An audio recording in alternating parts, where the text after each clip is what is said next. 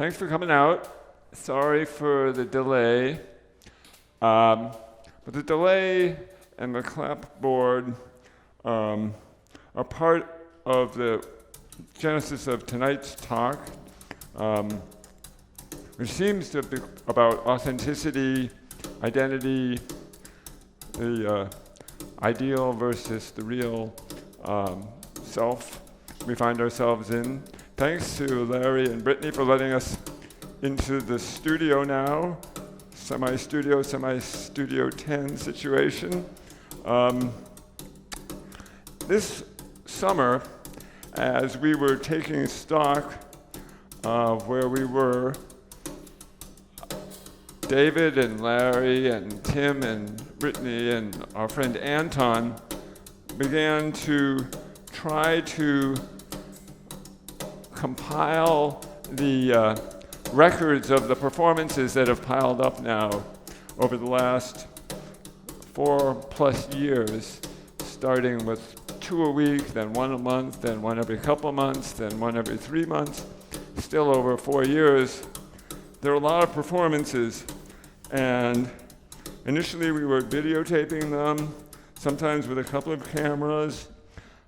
David began to create audio tapes of them, and we all sort of had this sense that whatever was happening in here, a record was being made, and there was the possibility that this could be somehow repeated again and again. But it's amazing how quickly information, once it's dispersed into the world, becomes obsolete, or at least hard to identify, hard to track down. The audio tapes, every time we looked at them, we couldn't be sure what we were seeing unless we checked it against the notes that I'd taken for that night, which I sometimes kept, sometimes didn't. The relationship between what we saw and what we heard was somewhat unstable. When we discovered we could get printed transcripts of the audio tapes, things got even more complicated, because the relationship of what was being said to what we wanted or thought should be recorded turned out to also be inconsistent. That I would say something wrong, or I would mumble, or I would go off on a tangent, and then the transcript would be incoherent unless it was cleaned up.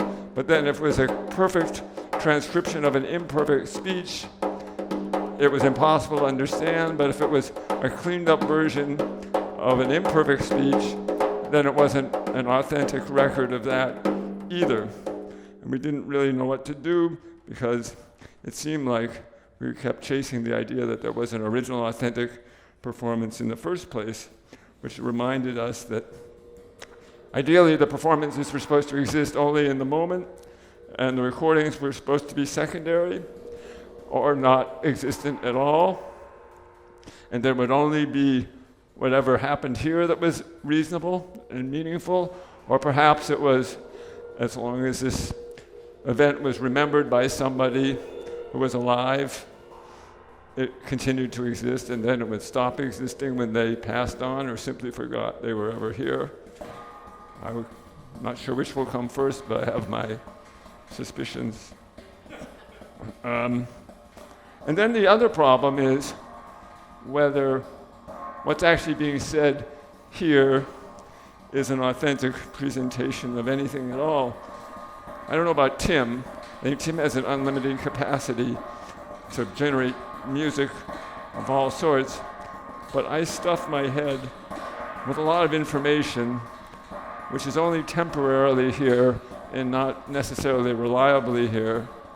For example, I will talk about a man named Themistocles Gluck in a few minutes, and I will probably never remember who Themistocles Gluck is after about a week, and probably you won't either. So is this really an authentic presentation of myself, or an artificial version that's not really worth paying attention to? One thing is very clear to me. The man who invented the clapperboard, the thing we just saw, had no such absurd, pointless reservations about what he was doing. He was a man named F.W. Thring. He was a conjurer, a magician in the Australian outback in the late 19th century, who moved to Melbourne, I think, and got a job as a projectionist. And then in the sort of spirit of lots of those early pioneer robber barons of culture and industry and film, began to create a film studio in Australia. And just at a surely pragmatic level, realized that early films had a problem of synchronization. There was a sound component, an audio component, and in order to make sure that they were synced up, they had to hit two sticks together or something to give the editor something to work off of, and they were also so that they wouldn't have any problem figuring out what the scenes that they were filming fit into. They would hold up a sign or say something about what was going to occur in the little vignette that followed. And Thring was simply the person who put two and two together or one and one together and attached the sticks to a plate that had the information on it. So when you snapped it, you had a sound cue, you had some, later on you could have a color cue, and you'd have the information on the board that would tell you the take, the director, the scene, production, the time. So we're merely copying that.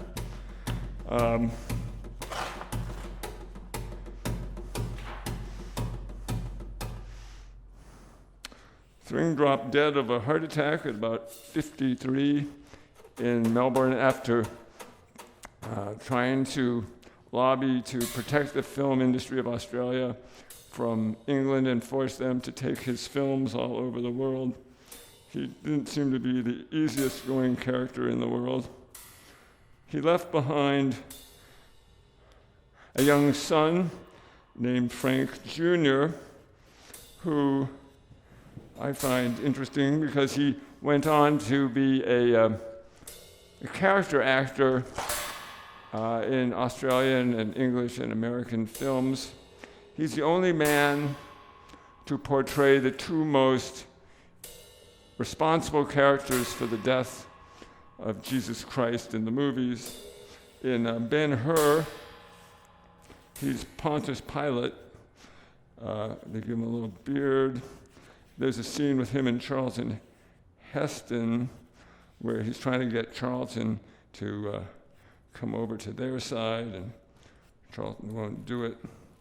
And they both go their separate ways.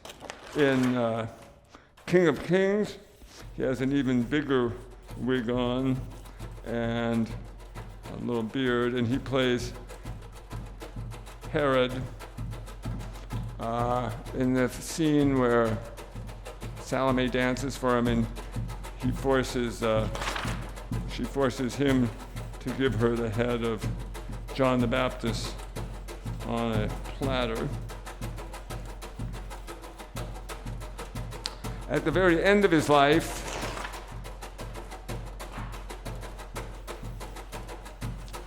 he played off of another Christ-like character in Mad Max Beyond Thunderdome, when Mel Gibson goes into Bartertown in pursuit of his enemies. The first person he meets is the evil, or at least inscrutable collector, this bald man whose head is covered with all sorts of optical devices, magnifying lenses and telescopes. And he talks his way past him into Bartertown. This is Thring again. His greatest invention maybe was himself, Thring, at the end of his life, returned to Australia and sort of carved out a career as a talk show guest, a very eccentric one, wore nothing but black, sort of like a bald, fat Elvis Presley. He had a kind of waspish Truman Capote kind of demeanor, and he would gossip about everyone in the television and film industry of Australia, and watching it, it's a little bit like watching a kind of bizarro world. It looks very familiar, except none of the names make any sense to us.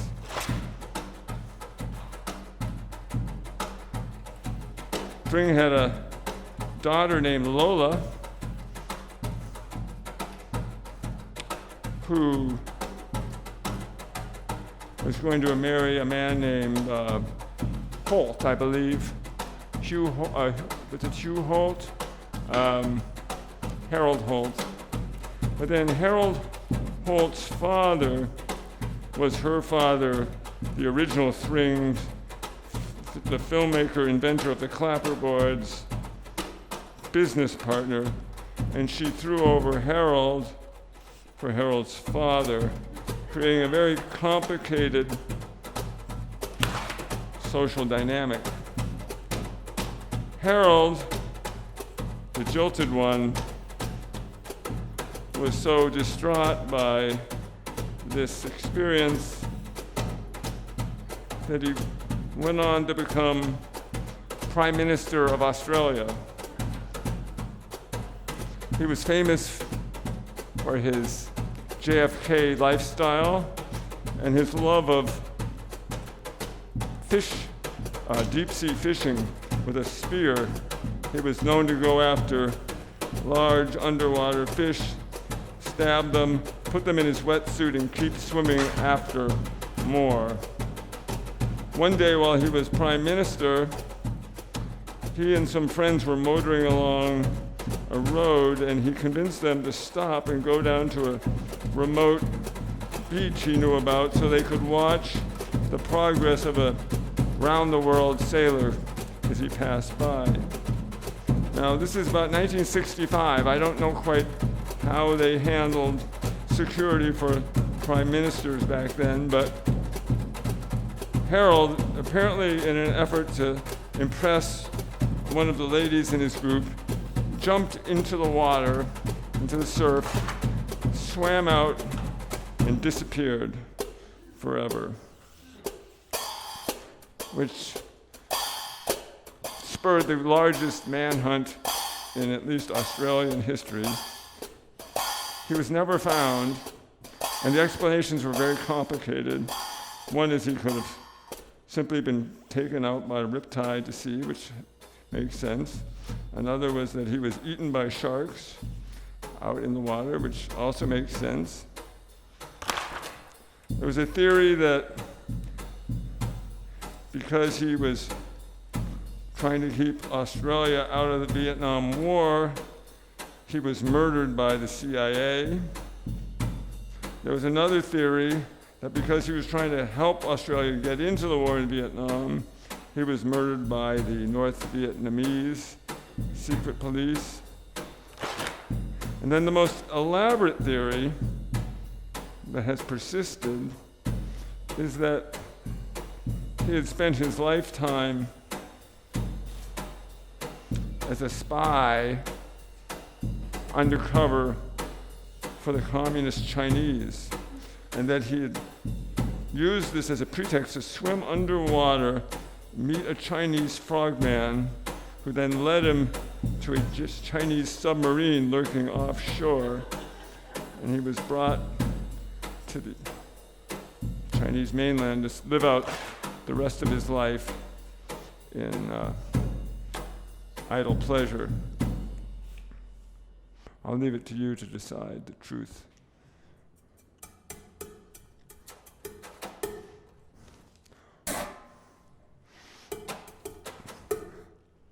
Whether it was a disaster or a conspiracy, we don't know.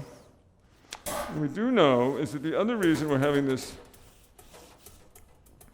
performance tonight in the middle of August is that In a couple of weeks, on September 11th, as a matter of fact, Tim is scheduled to have both of his knees replaced. Tim seems to have a history of having joke days. Last time it was April 1st. Yeah. For you. So at this point, I prefer April 1st. Tim is on to the 6th replacement part. Both the shoulders, both the hips are gone. Demonstrate everything. Now the knees are on the block. I don't like that block. You got to use another word. People have been replacing body parts for a long time, Tim, so I wouldn't worry. The earliest recording in history is How long, Matt? 3,000 years ago. Vishpala, a warrior princess in India, had to take time out from a battle to have her leg replaced with an iron leg. And then she was able to go back into battle. Now, unfortunately, the translation of women warrior and horse and battle and horse race are a little unstable. So Vishpala could have been a horse, and it could have been a horse race, but the iron leg is indisputable, and it was apparently successful. The earliest non-mythical prosthetic device that we know about, I know about, hopefully you don't know any better than me, is a wooden big toe from a woman's foot from a mummy in Egypt about somewhere between 2,900 years ago. It's really beautifully made. It's been formed and reformed to fit over the foot perfectly. It's elegantly carved. The idea is that it was very important socially in Egypt at that time to be able to wear a slipper properly, a sandal. And that rather than wear a shoe or a clubfoot that would hide or compensate for the missing toe, this woman who was the daughter of a high priest, if she could wear this toe and wear sandals, she would be able to function in society without prejudice. And this idea that the body and its role in culture is dependent on the sort of maintenance of some kind of normal physical profile began at least at this point in history. Where's the toe? Where's the missing toe? This toe, the missing toe. This is the big, what I've tried to draw here is the big wooden toe, Yeah, where's the wooden? the leather strap, then her little mummified toe bones are here. No, not on your drawing. I mean, where is it located? It's in Egypt, in a pyramid. Where is it in the pyramid? It's down in the catacombs down here. All the answers. As long as you don't know the real truth, I got the answers.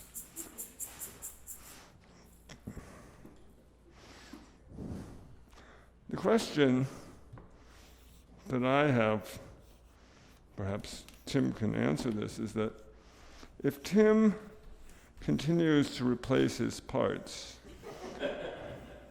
at what point will Tim still be Tim? I haven't even thought of that. And now you got to think about it. This is one of the classic riddles of introductory philosophy classes. It's known usually as the ship of Theseus paradox or question, sometimes the Viking ship paradox, but Theseus is more interesting. Theseus was the mythical foundational king of Athens. Athens had lots of archaic kings before him, but you like to trace yourself to a hero, son of Poseidon type. And he was exiled by his father, who was feared that he would cause his demise, but he worked his way back to Athens after performing many heroic deeds. Father accepted him. This is not important to our story, but it's fun to remember that what happened was, as one of his early adventures for his father, he agreed to sail with a group of young men and women who were promised to the king of Crete, Minos, to be sacrificed in the labyrinth to the Minotaur, this half human, half bull-like creature, with the help of Ariadne, I believe. He defeats the Minotaur, and he's sailing back in triumph. But he forgets he had agreed to tell his father if he triumphed, he would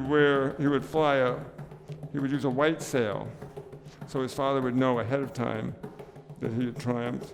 And if he didn't make it, they would sail a black sail. They sailed out with a black sail and forgot, in their happiness, to change sails. So the father, Aegeus, jumped off a cliff into what is now known as the Aegean Sea.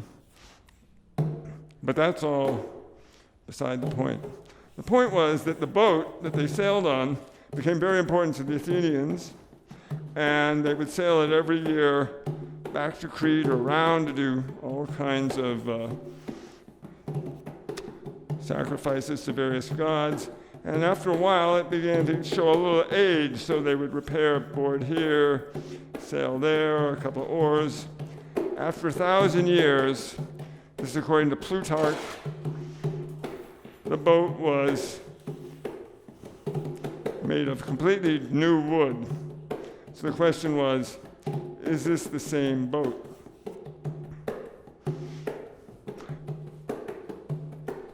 At some point, did it cease to be enough of the original boat that it became a different boat? Is the connection it has through time the important point? Is the fact that Theseus stood on an original boat, and did he stand on this boat? What makes its boatness, his ship of Theseusness, the significant issue? Or is everything so unstable over time that this question no longer pertains? How about I change my name to Theseus? And then Somebody else. here's another problem for you. Hobbes said, okay, here's another twistaroo. As we're thinking about this, apply this to Tim. So, suppose every time you take an old piece of the boat out and replace it with a new boat piece, you take the old piece of wood and you stick it in a warehouse. Pretty soon, you have a boat here made of all new parts, and you have a warehouse here made of all the old parts. Somebody comes along and rebuilds a boat out of all the old parts of the original ship. So now you have two boats with a claim to being the original ship of Theseus. If this is boat A, and it is equal to boat B, which is the original boat, but this is also boat C, which is original to boat B, then A must equal C through transitivity, but we can't have these two boats being the same boat as the original boat. So we have to take a pick. So my proposition, mostly for Caroline, is as we replace all the parts of Tim, with new parts of Tim. Maybe we've kept the old parts of Tim here. We could assemble two different Tims, and then we'd have to decide which is the right Tim. This question actually occurred to L. Frank Baum when he was writing the Wizard of Oz stories. You recall, the Tin Woodsman was originally a flesh and blood woodsman named Nick Chopper. And Nick Chopper kept chopping off parts of his body, which were then replaced by new parts of the body, until in the movie and the book that most of us limited ourselves to, all we see is a Tin Man. It turns out in a later, much darker sounding book, the flesh parts of Nick Chopper were actually saved, and he was put back together in some sort of... By the wizard? I don't think the wizard was capable of that. I'll tell you who was capable of it. Themistocles Gluck. But we'll get to that in a sec. In the book, so Nick Chopper, who's rebuilt, meets the old girlfriend of the Tin Woodsman and marries her, which is very complicated. Also makes you wonder how many parts were replaced and how many parts weren't replaced. But you guys better sort that out sooner rather than later. I have to ask for the old parts this time. Yeah. Yeah, I've been negligent. They don't give it to you. I've asked for old parts they've taken out of me, and they say that they have all sorts of rules against human remains going out the door. But My grandpa had his appendix in formaldehyde in the pantry. really? It was nice. Well, our dad had a brain in his office.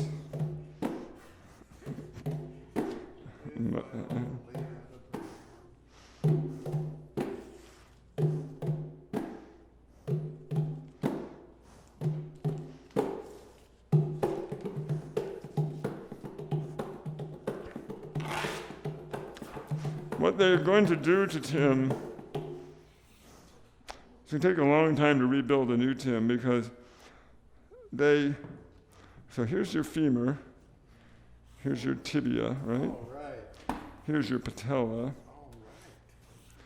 right. Now apparently what's going wrong with Tim is that the interface between these two is getting rough. Is that correct? Yes. Painful. So somebody will come in and saw off the top of the tibia and the bottom of the femur. Is that right, Josh? Sounds right. And they put a little metal plate here, a little metal plate there, a little plastic interface here. They may bend back the kneecap, That's the best part. resurface it, Folding that kneecap out and then bring it. snapping it back together. That's my favorite part. In a few days, you'll be good to go. That's it.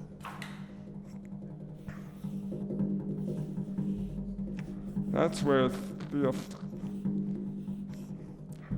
I can't say his name very easily anymore.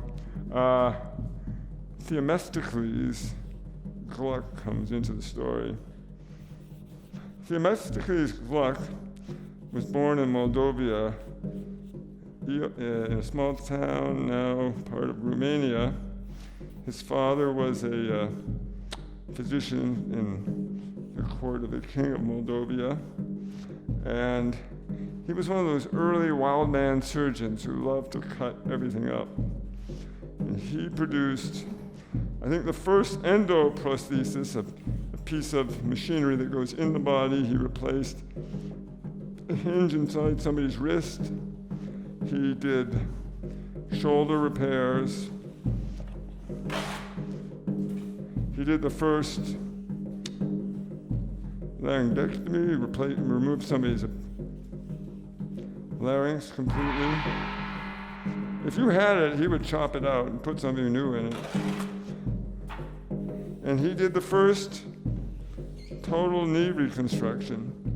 A little bit different than what you had. He basically cut the entire joint away, and he had somebody whittle a nice hinge out of ivory, buried it in here. So you just had this little, it was just a two-part piece like this, a little pin that went in like this. All his repairs worked really well, except for the small problem of infections. And so I think he eventually got his mortality rate on the operation down from 56%.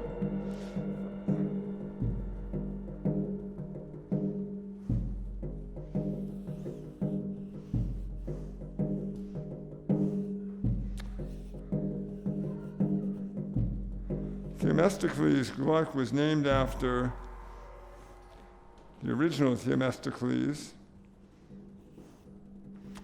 who, like Theseus, came from Athens. Unlike Theseus, he seems to have been a real person. He was a real person. He lived about 500 BC. And just as Theseus replaced the archaic kings with a godlike king, Themistocles was one of the first politicians in early democratic Athens. He was born outside the walls of Athens where the aristocrats lived in a sort of less presentable suburb.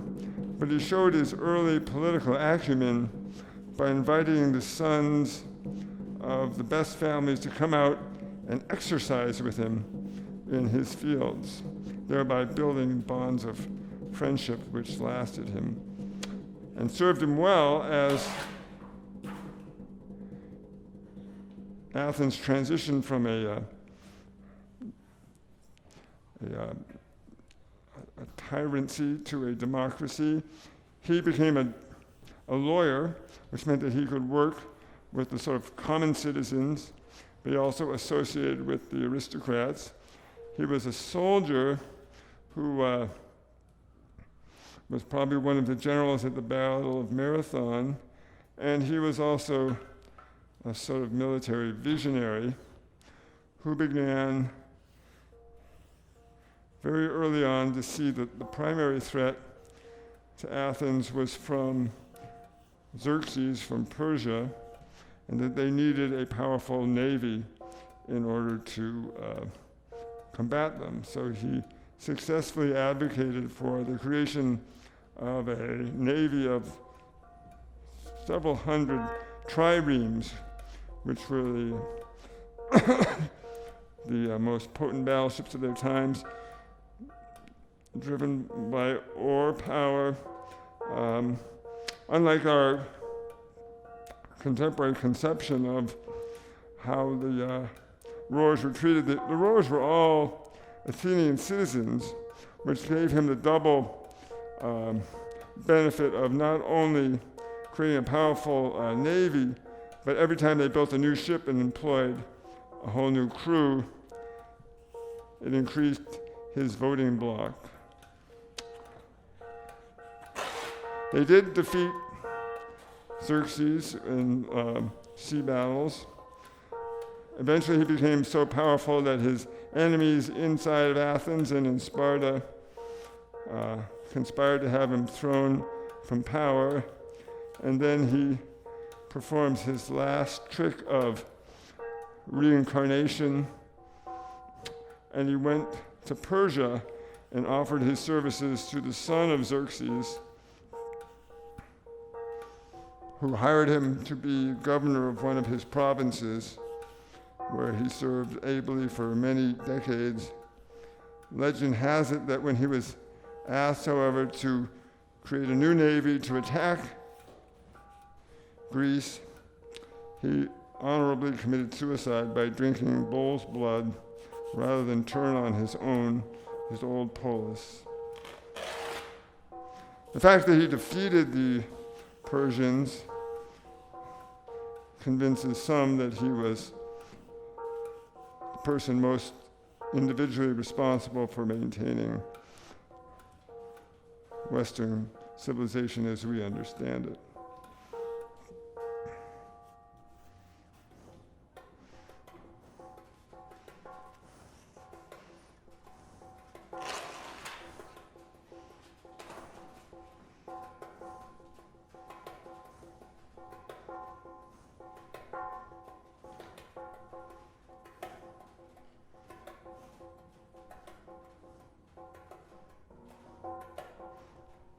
I don't know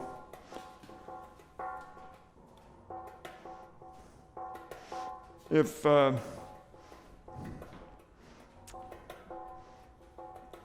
big toe of the Egyptian aristocrat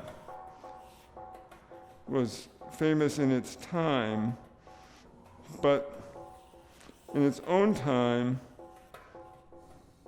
the right hand of a man we've talked about before, Gotz von Blitzingen, a mercenary knight in 16th century Germany, was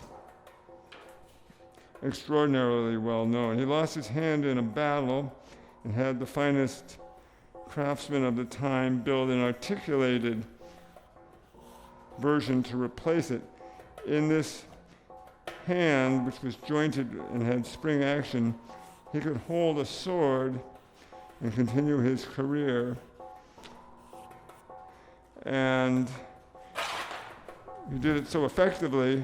I made a version which used to work, but like many prosthetic devices, it now is only a shadow of itself. Is that what my future is? If you don't oil it properly. Goethe wrote a play about him as a sort of personification of German gallantry. Mozart wrote an opera about him. At the end of his life, he replaced the sword in his iron hand with a feather and wrote poetry, which is why, oh dear, I start to lose things. Why he is sort of seen as a bit of a Renaissance man. Whether the iron hand was his authentic self when he was a warrior or when he was a poet is unclear. Wendy Doniger is one of many philosophers who write about the mask, and the mask revealing the true self. Only by pretending to be someone else can you reveal who you really are. So it's not clear whether Gotz von Berlichingen was a poet who was hiding behind the mask of his military self or a military man who pretended to be an artist in order to achieve status.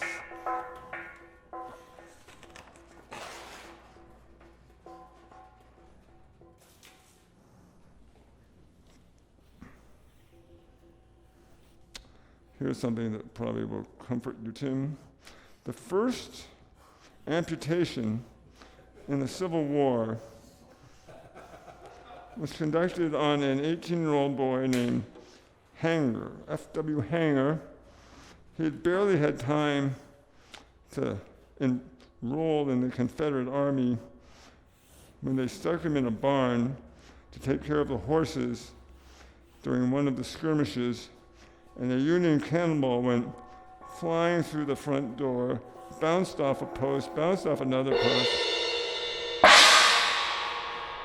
and knocked out his leg, or at least mangled his legs, to the point where a Union surgeon had to cut it off. Ambrose Bierce, who went on to become a famous writer, was in the army at the time, and he said, "We had our first skirmish, and we took off a rebel leg. After young Hanger lost his leg, he went home and was fitted with a peg leg, which he didn't like, so he whittled himself a new leg that he liked better. I can do that. As more and more soldiers came back from the war missing legs, the state of South Carolina set aside some $700 per soldier for a new leg. They didn't pay for new arms because the new arms weren't good enough to really replace a leg, but the legs would really help you get around the farm. So Hanger started a business and eventually became one of the largest manufacturer of prosthetic legs in the world. And in fact, Hanger Industries is still around, all thanks to the cannonball that bounced into the barn. You never know when you're going to hit your lucky day. What do they make now? Huh? You know what they make now? They make legs. Well, they make lots of stuff. They've been bought and sold a few times. We've got oak, we've got maple legs, whatever you Well, since you're interested in what they do now, I will tell you. A few months ago, we went to see a man give a talk. His name was Hugh Hare. He had been a mountain climber as a young boy, as an adolescent, got stuck on the mountain, got frostbite, lost both his legs below the knee. He'd been sort of an indifferent student until then, and this kind of this got him serious about his career. And he had an insight that most people up till then who had lost their limbs had not had, which is that you didn't merely need to replace what was missing with a version of yourself that could sort of do the job. Perhaps you could replace it with something that was better than was there before. Specifically, Hare wanted to go back to climbing. And he recalled that sometimes when you're climbing, you can't quite reach a crevice far away. So he built legs for himself that could make him 7 feet tall if you wanted to. Sometimes a human toe, as we now know, is not really sufficient for getting a foothold. So if you had like a titanium wedge instead of a foot, you might be able to get that in there and have a better purchase on the wall. So he made these little wedges for himself. Sometimes when he felt really confident, he would make himself short. Sometimes when he wanted to be a big man, he'd make himself a big man. He went on to become the head of biomechanics at the MIT Media Lab, and he's now a kind of fearless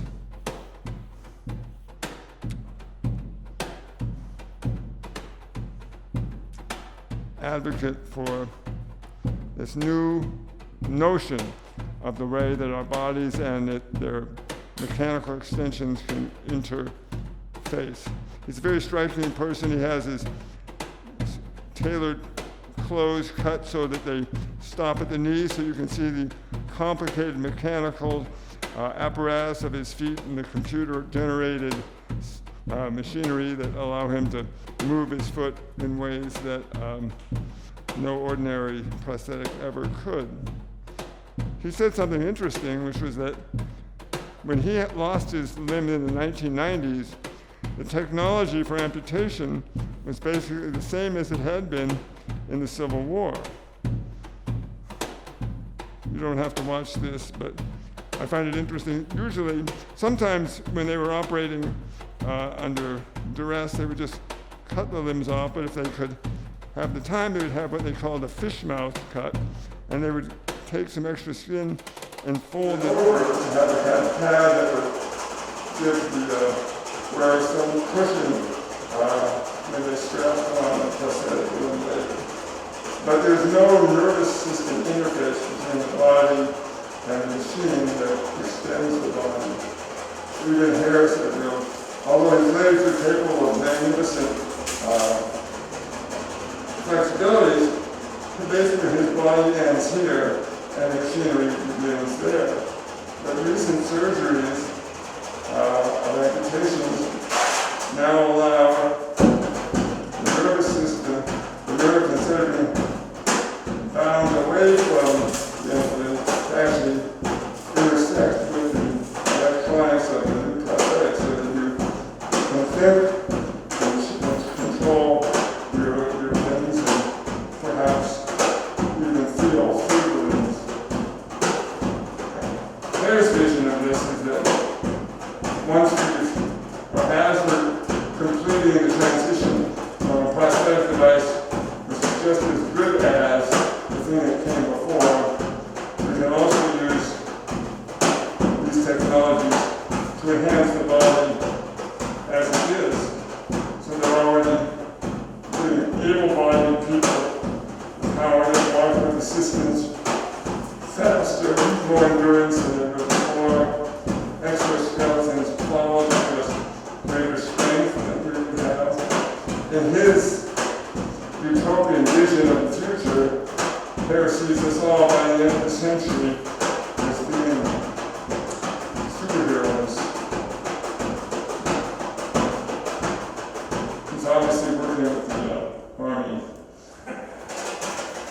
But his vision, his final vision, is that the ultimate goal, as Da Vinci stated, would be human flight, and that there would be capability of building for us all wings that would be controlled by our bodies that would allow us to take off into the sky.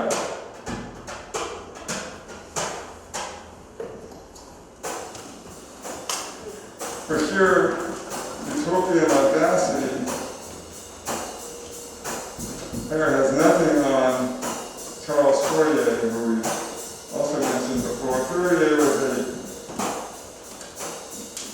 I was kind of a nut, but he was a social scientist, a theorist of utopias right after the French Revolution. He was known among a number of visionary thinkers who were trying to reconcile the new effects of the Industrial Revolution and greater democratic opportunities across Western Europe.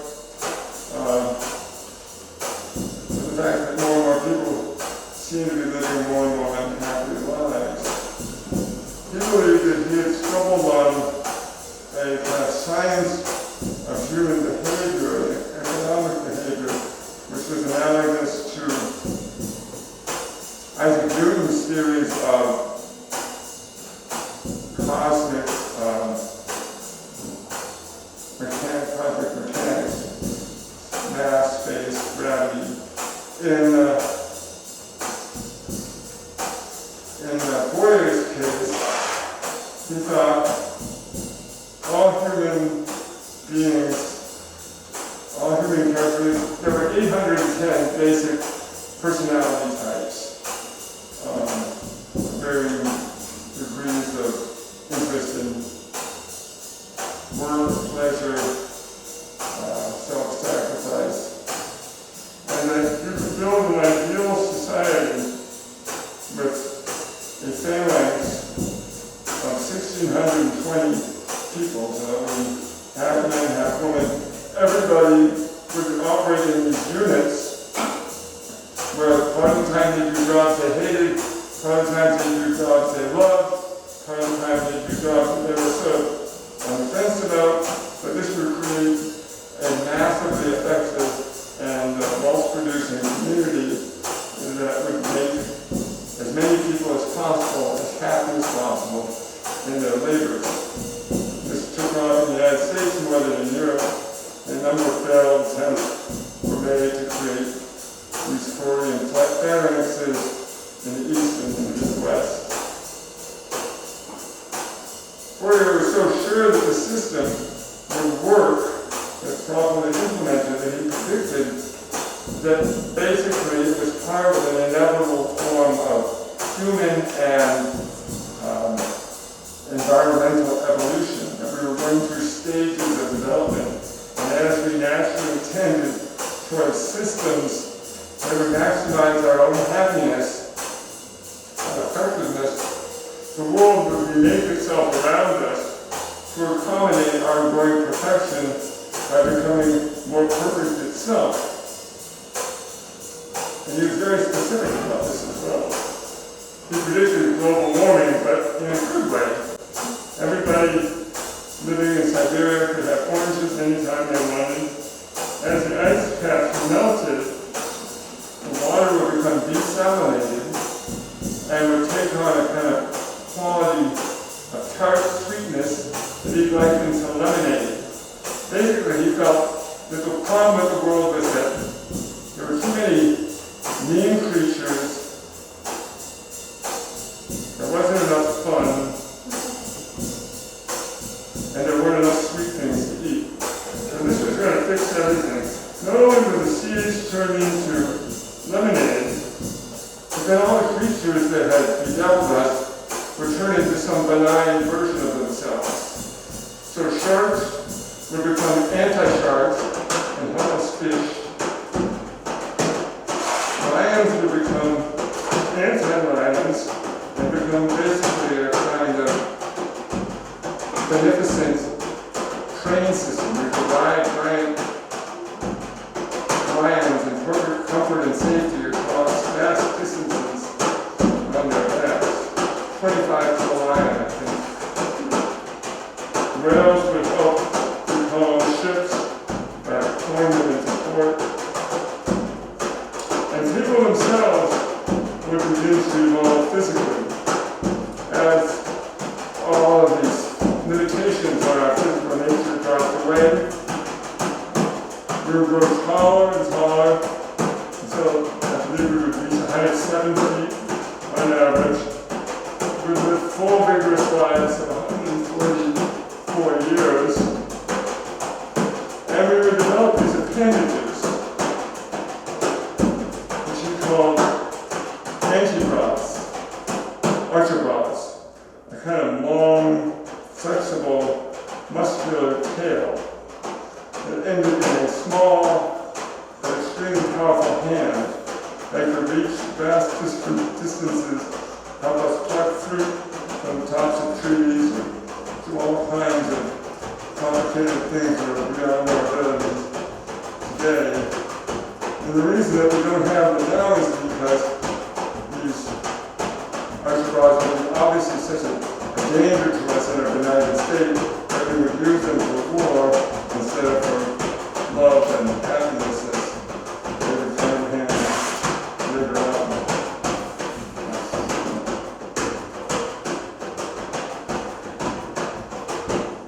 This summer, I spent some time in a couple of utopian communities.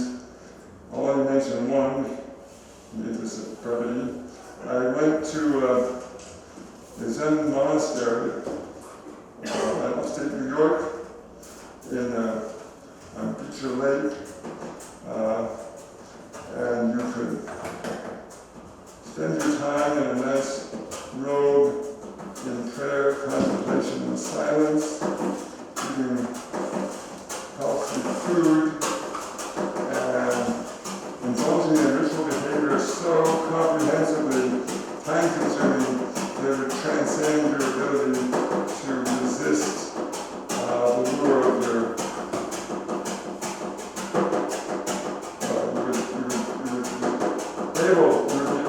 your own ego would be overcome by the merging with the collective ritualized community. Naturally, it had severe sex scandals. On the lake, near the monastery, was a home built by one of the famous preachers from the Beecher family in the 19th century. Progressive family that had its own problems. You could jump off James Beecher's deck.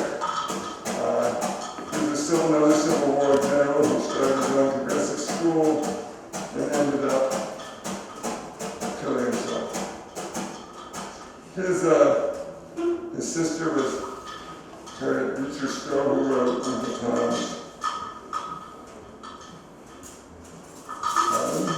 And his seventh cousin was Louisa May Alcott, who wrote Little Women, but she also wrote a short piece called Transcendental It was about a period of time in her childhood, she was only about 10 years old, when her father, who was a famous progressive semi-transcendentalist named Bronson Alcott, and his followers started a utopian community in Harvard, Massachusetts, called Fruitlands. About 1843, I believe. It only lasted 7 months because these were some of the most principled and least competent people ever produced in the 19th century. They were extraordinary progressive socially. Bronson had started an integrated co-ed school that got him thrown out of the country. He went to England, gathered followers, came back, tried to start a utopian community based on a complete lack of any kind of aggression towards the world. So they were vegans because they didn't believe in eating the flesh or products that enslaved animals. They couldn't wear wool because that was taken by force from sheep. They couldn't wear cotton because that was produced by slave labor. They wore linen,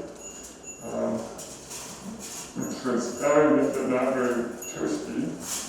They, as the name implies, they hoped that they could live by the droppings of fruit trees that would allow them to eat without damaging the source of their nutrition. But there were only about 9 trees on the property, and they weren't very productive.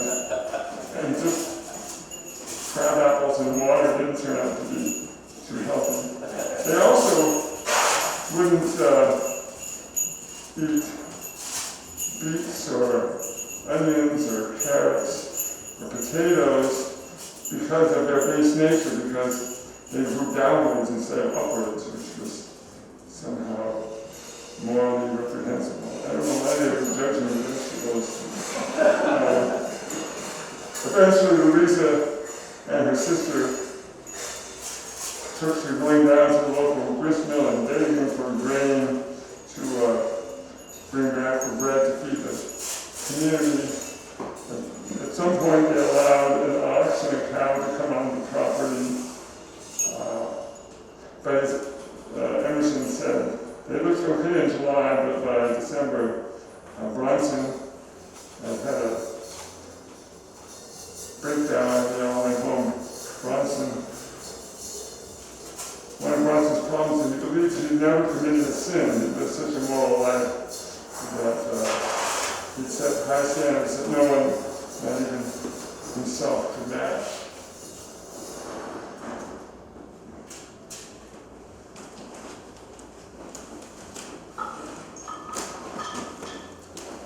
Years ago,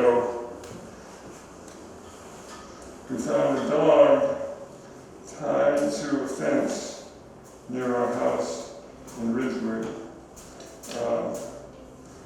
Our neighbors kept bringing the dog by our house until we finally adopted it. It was tied to a fence in the parking lot of a catering hall called the Fleur de Lis. So we named the dog Flurry after the Fleur de Lis. And Flurry was sort of a very young, very wild dog that was almost impossible to tame.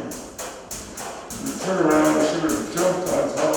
She was a huge dog, she would jump huge distances in a single leap, and she would stay on the middle of the dining room table, just staring at you, almost like a magic animal. And she would run vast distances around the park.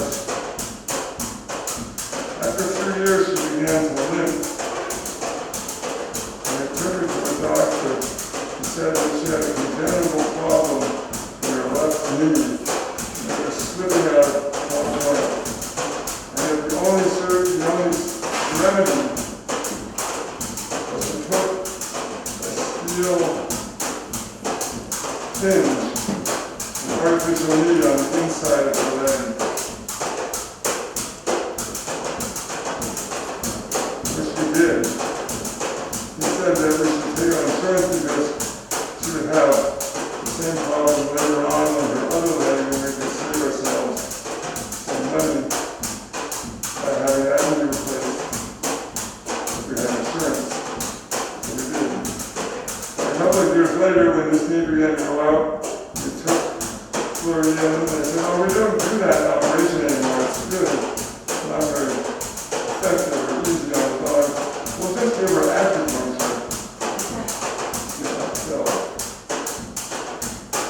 So, we lived out her life with this artificial knee.